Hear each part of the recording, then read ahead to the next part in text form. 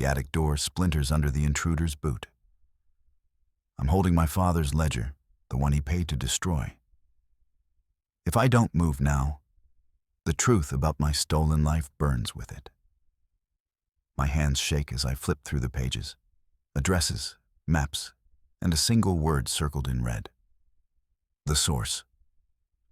The man lunges, but Jim's gun is already drawn. One wrong move, and the only proof I ever existed vanishes forever. Dust motes danced in the shafts of gray light, piercing the attic's singular ocular window. Sarah Miller wiped a smudge of grime from her forehead, leaving a streak of soot across her brow. The air tasted of cedar and ancient, trapped heat. Her knees protested against the floorboards as she dragged a moth-eaten trunk into the center of the room. The rusted latch gave way, with a metallic shriek that echoed through the quiet house. Inside, nestled atop a pile of woolen blankets, sat a yellowed milk carton from 1993. The smiling face of a young boy stared out from the cardboard, his eyes wide under the headline, "Missing." Sarah's fingers trembled as she set the carton aside. She reached for her pocket, her thumb finding the familiar rough edge of her digital voice recorder. Click whir. The tiny red light blinked to life, a silent witness to the silence of the attic. October 14th, she whispered, her voice a dry rasp in the stagnant air. Found a milk carton, 1993. The kid, he looks like me. Not the boy, but the bone structure, the eyes. She set the carton down and dug deeper. Her nails snagged on the edge of a leather portfolio. She fanned out the contents across the dusty wood. 3 birth certificates slid onto the floor, each bearing different names: Sarah, Mary, Amanda, but the same grainy footprint of a newborn. Beneath them lay hand-drawn maps on translucent parchment, tracing jagged escape routes through the Appalachian foothills. Red ink marked safe houses with tiny, precise crosses.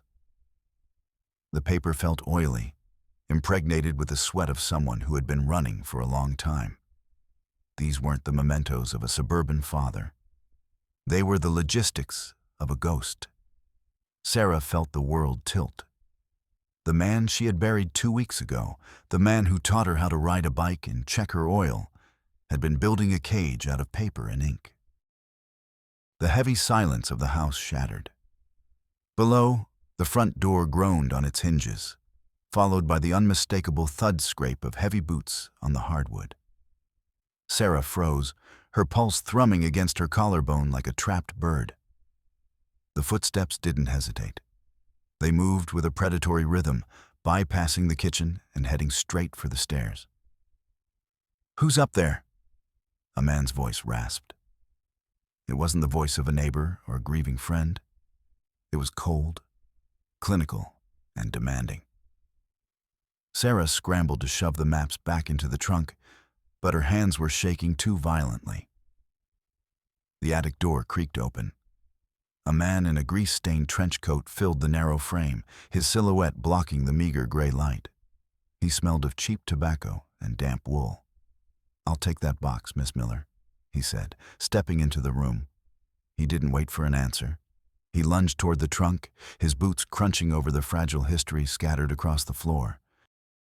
Sarah backed away, her heel catching on a loose board. The man wasn't looking at her. His eyes were fixed on the leather portfolio with a desperate, hungry intensity. He reached out a hand, fingers stained yellow by nicotine. "This doesn't belong to you." It never did. "My client wants the slate wiped clean." Sarah realized then that this wasn't a robbery. It was a retrieval. The man moved with a practiced efficiency, reaching for the ledger that had fallen near the milk carton. He was here to burn the evidence of her life before she could even read the table of contents. Sarah's gaze darted to the heavy brass lamp sitting on a side table, a relic from her grandmother's house. As the intruder bent over the trunk, his back turned for a fraction of a second. She didn't think. She acted, her fingers curled around the cold metal base. She swung with every ounce of terror and betrayal fueling her muscles. The lamp connected with the man's temple with a sickening, dull thwack. He didn't scream. He simply buckled, his legs giving out as he tumbled backward toward the open attic hatch. He hit the narrow stairs with a series of heavy, rhythmic thuds, 1, 2, 3, 4, before landing in a heap on the second-floor landing. The front door burst open again. "Sarah, I saw a strange car out front." A man's voice, familiar and urgent, shouted from below. It was Jim Higgins. Sarah heard him start the climb, his voice dropping into a low, rhythmic mutter. 1, 2, 3, 4. He reached the landing and stopped abruptly. Sarah scrambled down the attic ladder, her breath coming in jagged gasps. Jim stood over the unconscious intruder, his jaw clenched so tight the bones seemed ready to snap. He looked at the man, then at Sarah, then back at the man. He tapped the glass of his watch 3 times. Tap, tap, tap. "He's breathing," Jim said, his voice straining for a calm he didn't feel. "Sarah, what the hell is going on? Why is there a man in a trench coat bleeding on your floor?" Sarah didn't answer. Her eyes were locked on a leather ledger that had slid out of the man's pocket during the fall. It lay open on the rug, the pages fluttering in the draft from the open door. She knelt, her fingers brushing the cool, pebbled surface of the leather. This was the prize.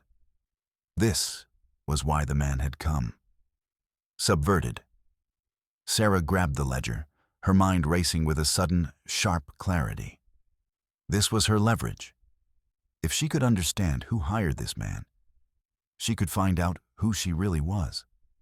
She opened the first page, expecting to find names of kidnappers or lists of crimes. Instead, she saw a series of complex financial tables. "It's a trust," she whispered, her thumb tracing the embossed seal on the inside cover. "The Thomas Miller Memorial Trust." She felt a surge of hope, a momentary belief that her father, despite the lies, had left a trail of breadcrumbs to lead her to the truth. Perhaps he had regretted his actions. Perhaps this trust was a way to compensate her, to provide her with the resources to find her real family. The entries showed massive sums of money being moved through shell companies, all directed toward resolution services. Sarah looked at Jim, a small, desperate smile touching her lips. "Jim, look. He didn't just hide things. He kept records. He wanted me to find this trust. It's a map." She felt the tension in her shoulders begin to dissolve. She wasn't just a victim. She was an heiress to a mystery that had a budget. But as she flipped toward the back of the ledger, the dates changed. The entries became more recent. Some dated only days after her father's funeral. Her smile faltered. She saw a line item for attic retrieval, with today's date and a payment of $5,000. Beneath it, a standing order. "In the event of subject's death, execute Protocol 4. Total erasure." The truth hit her like a physical blow to the stomach. The trust wasn't a gift. It was a self-destruct mechanism. Her father hadn't left her a map. He had left a hit squad. The resolution services weren't private investigators looking for her family. They were cleaners hired to ensure that Sarah Miller, and every scrap of evidence linking her to the past, simply ceased to exist the moment Thomas Miller was no longer there to maintain the lie. The man on the floor wasn't a rogue criminal. He was a paid employee of her own inheritance. The very money she thought might save her was currently being spent to hunt her down. She looked at the unconscious man, then at the ledger, feeling the cold weight of a dead man's hand still tightening around her throat.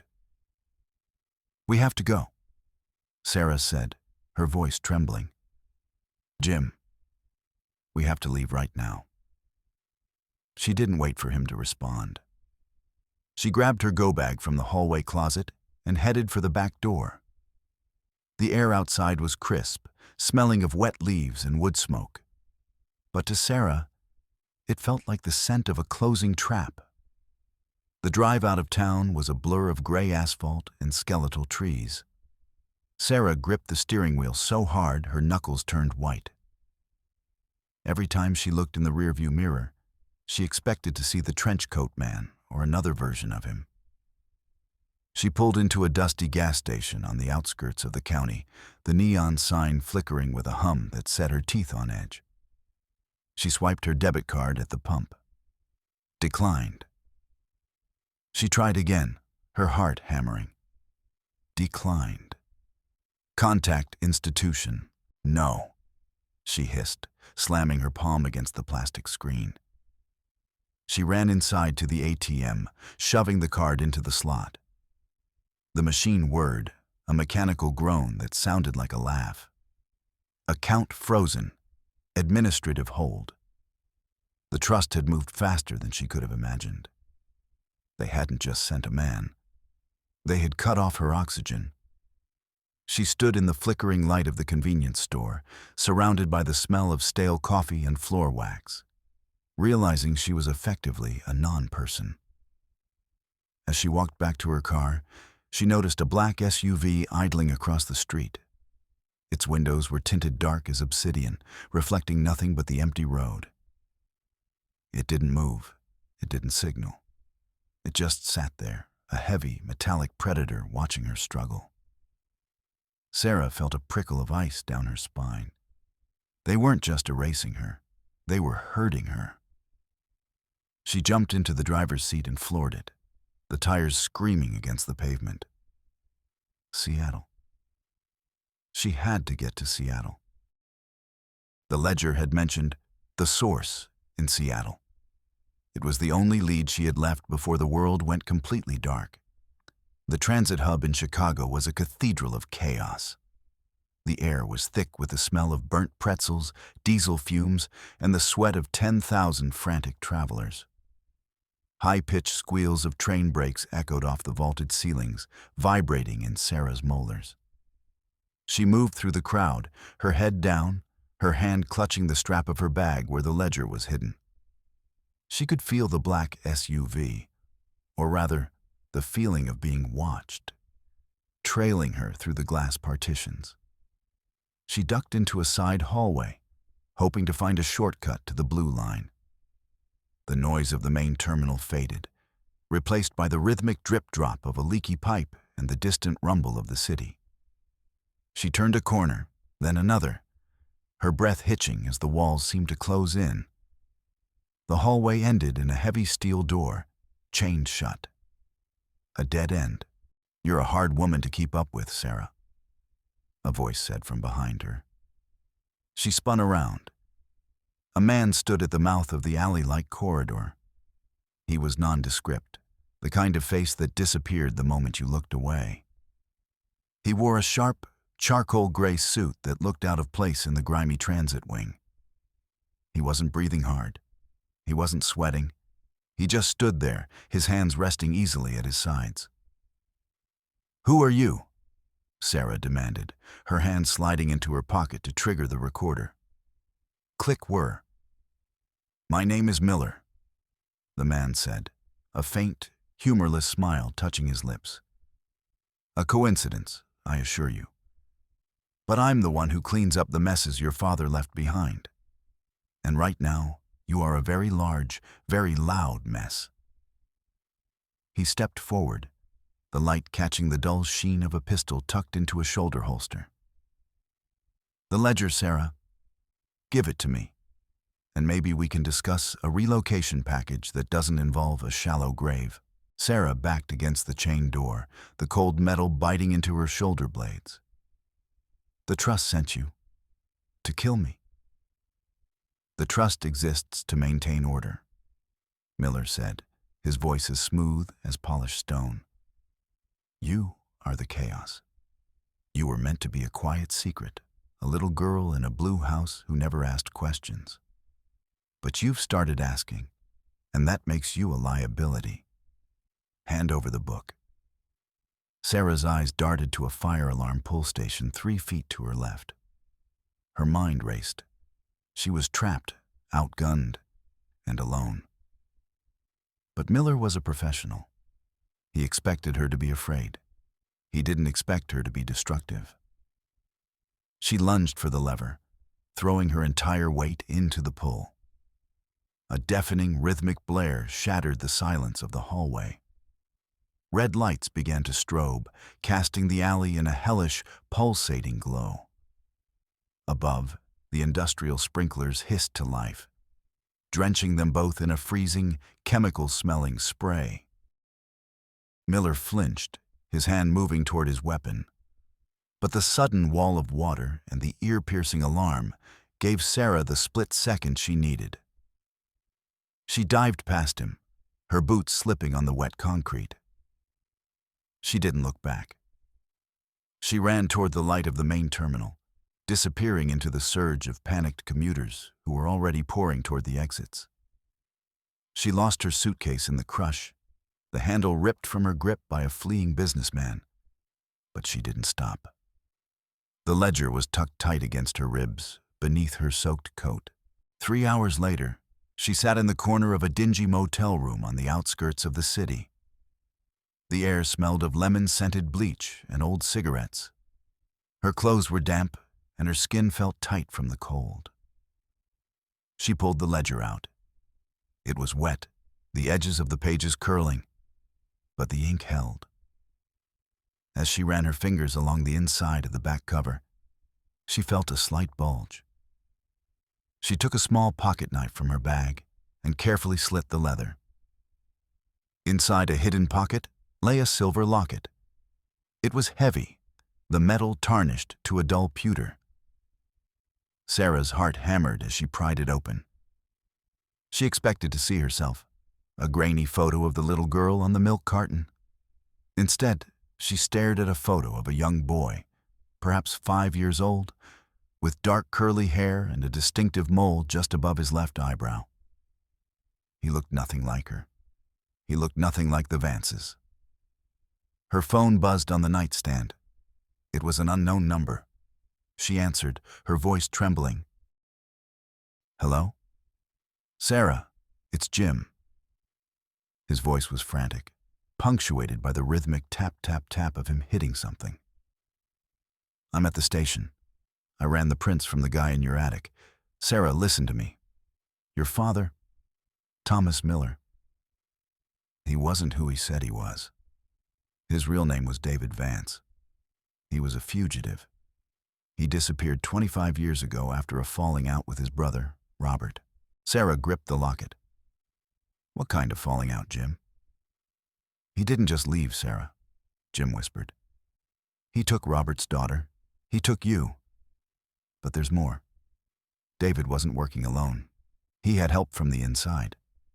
Sarah, the woman you called your mother, Martha. She wasn't just his wife. She was the one who cleared the way. The police report from the night you were taken? It mentions a woman in a nurse's uniform. Sarah, your biological mother didn't just lose you. She was murdered." The room seemed to grow colder. Sarah looked at the photo of the boy in the locket. "Jim, I found a picture. A boy. Who is he?"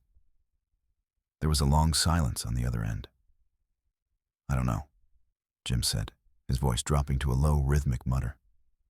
1, 2, 3. "I don't know, Sarah. But I'm coming to Seattle. Don't trust anyone. Especially not the people who say they want to help." Sarah hung up and looked at her reflection in the cracked motel mirror. She didn't see Sarah Miller anymore. She saw a ghost, a stolen life built on a foundation of blood and bleach. She tucked the locket into her pocket, the cold metal a reminder of the boy who didn't belong. Seattle was no longer just a destination. It was a confrontation. The Seattle Harborview Hospital smelled of industrial-grade disinfectant and the faint, underlying scent of ozone from the machines. Sarah moved through the corridors in a pair of stolen scrubs. her face obscured by a surgical mask. She had swiped a badge from a distracted orderly in the cafeteria, the plastic clip biting into her hip.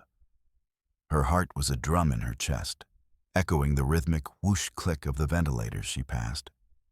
She found the room on the 10th floor.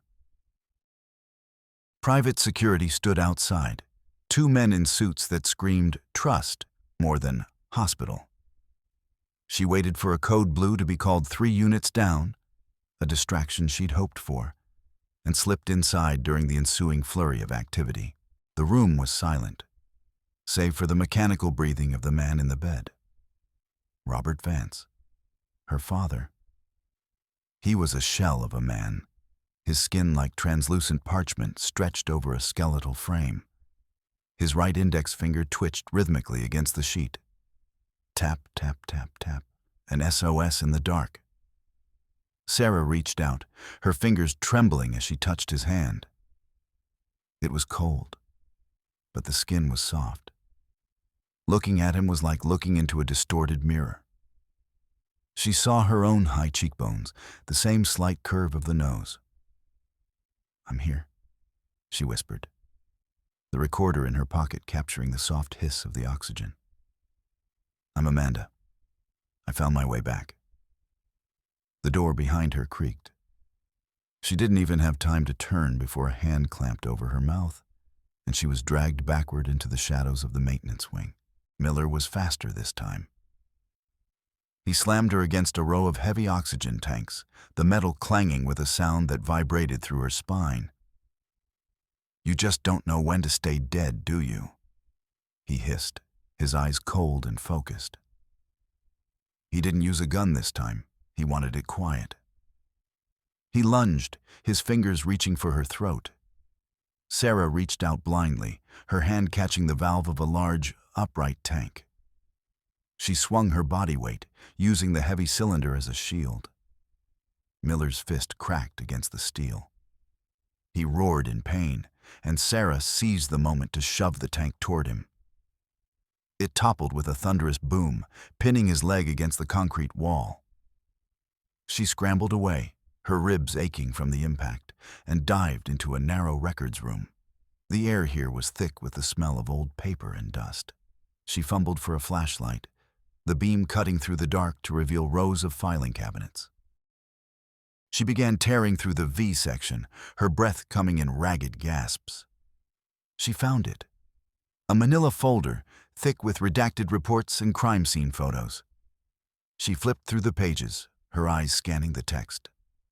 Subject: Elena Vance. Cause of death: sharp force trauma. There was a photo of a woman with Sarah's eyes, lying in a pool of blood in a Seattle park. And there, in the corner of the frame, was a discarded medical glove. The report included a statement from a witness, a young nurse who had been the first on the scene. Martha Miller. The realization was a physical weight, crushing the air from her lungs. Martha hadn't just been a kidnapper. She had been the executioner. She had killed Elena Vance to clear the path for David's perfect family. Sarah slumped against the filing cabinet, the papers shaking in her hands. Her entire childhood had been a play directed by a murderer and a thief. She heard the sirens then, not the distant wail of the city, but the immediate focused scream of police cruisers pulling into the hospital drive. She ran for the emergency exit, but as she pushed the bar, the doors remained locked. Through the glass, she saw the flashing blue and red lights. They weren't there for Miller. They were there for her. "Sarah Miller, hands in the air." The voice came through a megaphone, distorted and booming. They had framed her. The trust had turned the law into a cage. She stood in the sterile hallway, the smell of bleach suddenly overwhelming, as the tactical team swarmed the entrance. The interrogation room was a concrete box designed to break the spirit. A single flickering fluorescent light overhead created a rhythmic strobe that made Sarah's head ache. She sat with her hands cuffed to the metal table, the cold steel biting into her wrists. "I told you," she said to the detective across from her, her voice flat and exhausted. My name is Amanda Vance. I was kidnapped 24 years ago. Detective West didn't look up from his file. He was busy sorting sugar packets into neat rows on the table. Crinkle, crinkle. We have a warrant for your arrest, Sarah. Assault on a private investigator in Ohio. Theft of a legal ledger. And now, the attempted murder of a security consultant in the hospital wing. You've had a busy week for a girl from the suburbs. It's a lie, Sarah whispered. The Trust. They're controlling everything. The Trust is a multi-billion-dollar charitable organization, West said, finally looking at her. And you are a woman with a history of hallucinations and instability, according to your own mother's medical records. Why should I believe a fugitive over a grieving widow? Sarah looked at the two-way mirror. She saw a shadow move, a familiar silhouette. Miller. He was standing right there, watching her fail. He wasn't in handcuffs. He was a guest. Because I have the one thing they can't erase, Sarah said, her voice gaining a sudden, sharp edge. She leaned forward, her eyes locked on West's. The ledger has coordinates, a dead drop. My father, David, he was a man of patterns. He didn't just hide money. He hid the truth in case Martha ever turned on him. Check the coordinates, detective. If I'm lying, I'll sign whatever confession you want. But if I'm right, you'll find the recording he made before he died. West paused, his hand hovering over a sugar packet. He looked at the mirror, then back at Sarah. The silence in the room was absolute, broken only by the hum of the light. Subverted. West sighed and stood up. Fine. I'll send a team to the warehouse district. If there's nothing there, you're going to the state psychiatric facility tonight. He walked out, the heavy door clicking shut. Sarah felt a wave of relief. This was it. The truth was too big to ignore once the police actually looked at it. She sat back, her breathing slowing for the first time in days. She had won. She had used their own meticulous nature against them. She could almost feel the weight of the handcuffs vanishing. 10 minutes passed, then 20. The door opened again, but it wasn't West. It was Martha. She looked exactly as Sarah remembered, hair pulled back tight, smelling of lavender and bleach. She carried a small tray with 2 cups of water. She sat down across from Sarah, her movements clinical and precise. You always were a bright girl, Sarah, Martha said, her voice a cold, questioning rasp. Did you really think the police would help you? Who do you think pays for the detective's daughter's tuition? Who do you think donated the new forensic lab to this precinct? Sarah's heart plummeted. Where is West? He's filing the paperwork for your suicide, Martha said, sliding a cup of water across the table. The coordinates you gave him, they led to a warehouse we already own. My men are there now, burning the last of David's little insurance policies. And you're going to have a very unfortunate reaction to the stress of your arrest. Martha leaned in, her eyes shining with a predatory light. I killed your mother because she was weak. I raised you because David wanted a legacy. But legacies can be rewritten, Sarah, or deleted. Sarah looked at the water, then at the mirror. She realized then that she hadn't led the police to the evidence. She had led the cleaners to the final loose end. By trying to be smart, she had handed Martha the keys to the last vault. She was no longer just a victim. She was the architect of her own erasure. But Sarah had one thing Martha didn't account for. She wasn't just Sarah Miller anymore. She was a woman who had spent a lifetime recording the lies. As Martha reached out to force the water toward her, Sarah didn't struggle. She leaned back and smiled, a jagged, terrifying expression. "You're right, Martha," Sarah whispered. "You're very smart. But you forgot one thing. I'm not the only one you stole." She looked toward the door. It burst open, but it wasn't a tactical team. It was Jim Higgins. He didn't look like a deputy. He looked like a man who had finally counted to the end of his rope. He held a digital recorder in one hand, Sarah's recorder, and a service weapon in the other. "I heard everything, Martha," Jim said, his voice a low, dangerous growl. "Every word. I've been on the other side of that mirror since you walked in, and I think it's time we talked about the boy in the locket." He stepped into the light, and for the first time, Sarah saw the mole above his left eyebrow. The same mole from the photo. The same dark curly hair. 1, 2, 3, Jim muttered, his eyes fixed on Martha. "That's how many lives you ruined today. But the count stops here."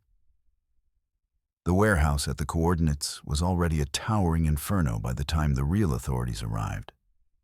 The ones Jim had called from the state level, bypassing the local precinct. The heat was a physical wall, smelling of melting plastic and ancient secrets. Sarah stood in the rain, watching the black smoke eclipse the Seattle sky. Miller was being led away in chains, his face a mask of silent fury. Martha was gone, vanished into the shadows of the city, but her empire was ash. Sarah walked back into the hospital, the stolen scrubs now a badge of her own making. She entered Robert Vance's room. The ventilator was still hissing, but the man in the bed was different. His eyes were open. They were gray, piercing, and focused. He looked at her, and for the first time in 24 years, the rhythmic tapping of his fingers stopped. "Amanda?" he whispered, the word a fragile, beautiful thing. Sarah took his hand. She reached into her pocket and pulled out the recorder. She didn't press record. She pressed play. "My name is Amanda Vance." Her own voice spoke from the device, clear and steady. "I was born in Seattle. My mother was Elena. My father is Robert, and I am home." She looked out the window at the cold Seattle rain. The life of Sarah Miller was over. The story of Amanda Vance was just beginning. She stood tall, her shoulders back, finally knowing that the truth didn't need a recording to be real. It just needed to be spoken.